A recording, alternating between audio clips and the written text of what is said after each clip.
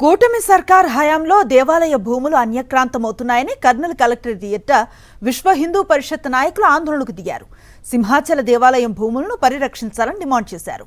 అభివృద్ధి పేరిట దేవాలయాల భూములను కూటమి ప్రభుత్వం ఆక్రమించుకోవటం సరైంది కాదన్నారు.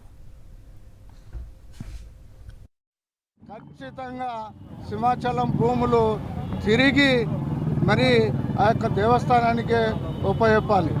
First demand. రెండవది ఎండోమెంట్ డిపార్ట్మెంట్ ఆధ్వర్యంలో మరి రాష్ట్ర వ్యాప్తంగా కూడా అనేక దేవాలయాల భూములు అనాక్రాంతం అవుతున్నాయి.